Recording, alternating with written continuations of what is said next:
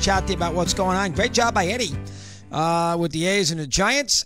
We go to, gosh darn it, Raphael and Yonkers. And, Sirius is hot stuff. Sirius, which doesn't pay attention to baseball all year, now wants me to make sure I give him a World Series prediction. Here's what I'm going to tell Sirius. Well, World Series predictions go on the MLB Network first. I work there too. Every day, 220 years, I haven't given them a World Series. Not that you care about my prediction anyway. I never get them right. But why would I had Tigers in it. That's last year. Why would you care? But I got to go serious first with ask Steve Torrey for a World Series. Better yet, ask Danny Cannell. Ask Danny. Raphael and Young. For the morning, man. Hello. Good line, Raphael. You picked it up beautifully there. How are you today? What's going on? Doggy, I'm doing good. First of all, I love the interview with the fella who wrote the Tom Yawkey book. God bless guys like you who actually know how to do an interview with somebody who writes a book instead of having like these points that, the producers tell them to talk about. You actually read the book, and that was such a really, really good interview. Yeah, he did a good job. I would be very surprised. Now, I hope I can finish it. It's 500 pages. I got 6 days. Yes. It might be a little tricky, but I do think that when we get, or it's not that, it's about 400 pages. I do think when you get Catane in here and Benedict next Monday about on the Tiger Woods book, which is very good. I think you will get. We're doing that on Monday because the book comes out today. They wanted to come in today. I said, Armin, do me a favor. I know Armin pretty well, lives in Connecticut. Why don't you come in the first week of the Masters? She said, fine, sounds good. So I think you will like that. And it's 2 of them. Right. And talking about Tiger, Tiger, very, very peculiar guy. And I think that we all know that anyway. But you'll find it interesting, his behavior and everything else. So next Monday for them. But you're right about Yorkie. That was a good spot. Go ahead. Next. Hey, by the way, real quick, before I get to the Mets, real quick yes or no answer. My wife was at the Goodwill store, and she picked up something called The Boys of Summer. Somebody told her that it had something to do with the Brooklyn Dodgers. I haven't had a chance to read it, but is that a Brooklyn Dodgers book? Oh, that's a Roger Kahn book. That's one of that. Yeah, that's one of the great books, baseball books. Of ever written. I mean, all right, it's a great book. Yeah, it's all about the Dodgers.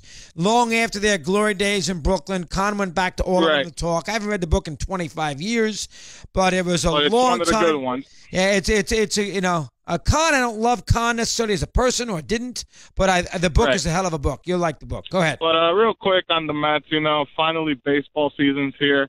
I still think baseball should really cut it down to about 140, 154 games. But listen, about the Mets, you know what? I know it's always an if with them. The injury bugs have really, really killed my team in the last few years, except for that World Series team.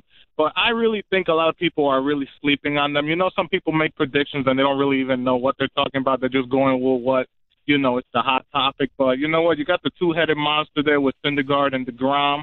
Harvey, it's a contract there. I'm not telling him to be Harvey from 4 or 3 years ago, but be good instead of the hot garbage that he's been the last few years. And with Conforto coming back, who's apparently has had, really great rehab assignment. And I don't know what's going on in first base, but I think Jay Bruce should be playing first base. You know what? The Mets have a good chance of making a good amount of noise. But again, it's always the if with injuries and everything. And hopefully, dog, it's going to be a fun season. I'm looking forward to it. I'll tell you one thing. Even though it's the first few weeks, I'll be paying more attention to that than anything in the NBA because I have zoned out the NBA this year. And well, you'll pick up Raphael. You'll pick up the NBA again. I mean, I don't know, dog. No, you will be. It's been tough. I have a few friends who say, well, maybe you should be paying more attention to stuff on social media with the NBA. But it's like the NBA is.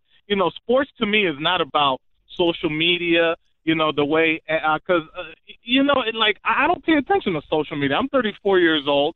I mean, I got Facebook, but besides that, I mean, how can you tell me to I understand. To enjoy a sport? No, I get it. Good call. I mean, the NBA is, their strength is, hip-hop. I mean, that's their strength. The young audience, social media, Instagram, Snapchat, all that nonsense. They almost do that better. It's almost like they thank God they had that because it takes you away from the doldrums of the regular season. because everybody makes the playoffs in the NBA. Half the league makes the postseason. You know, that's a major problem. 16 teams get in. There's a lot of games that are worthless. There's the tanking issue, which is a major problem for the league. The All-Star game's a mess. Not that anybody cares that much about that, and it's way too predictable. I do think you'll find a first-round series that might get you wrapped up. I'll be into who maybe Anthony Davis plays. I'll be obviously curious with Golden State. We'll see. There'll be something you'll latch your hands onto, and then down the road you have to wait and see. Mike in St. Louis, and he's aboard. He's on Mad Dog Unleashed. Michael, it's your turn. How are you today, pal? What's going on? I'm good, Doug. How are you? Fine, Mike. Nice to have you on again. What's going on now? What do you have for me? Well, I just was curious. You were talking before about the Cardinals being the team that might sneak into the playoffs that you weren't expecting, and you listed all the strengths, but you never once talked about Matheny.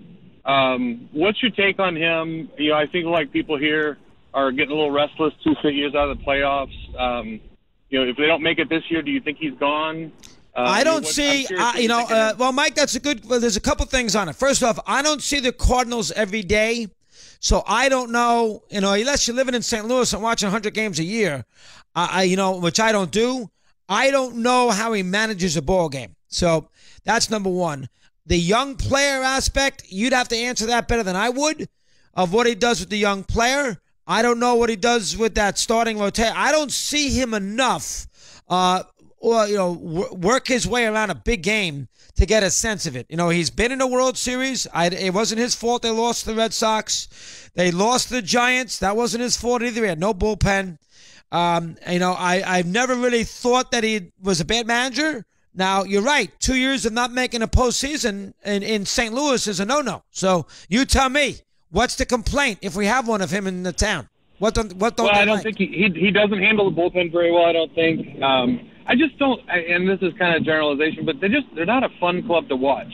I grew up in the 80s with Whitey and, hit and run and stolen bases, and this team feels more like an American League station to station. He's very plotting. It doesn't feel like a traditional National League Cardinals team to me with him at the helm. That's a good answer. Took a lot more chances. Right. So I just don't know if I just feel like he's too much textbook. He doesn't fly by the seat of his pants. That's my take on it, and I just didn't know how you That's excellent. You gave me a better take than I can give you, Mike. Well done. Again, I don't see Matheny. I know they've been underachieved the last couple seasons. They have they've been, it's just they had some weird situations. They don't have the starting pitching. Walker and Wainwright kind of fell off. I don't see them enough on an everyday basis to get a real feel of the Cardinals. I really don't. But I know we did a lot of baseball for you today. Basically, the whole show outside of a top of the hour there at 5 o'clock with the football and the college basketball. If you had some issues with it, bear with us. We'll get to some other things, make it a little more diversified as the week moves along on a busy program. Tomorrow, of course, we'll talk more baseball. We've got an author coming in and plenty of things with Mike Krzyzewski as well. Eddie Erickson and Colin Schmeling. We'll see you Wednesday. Adios.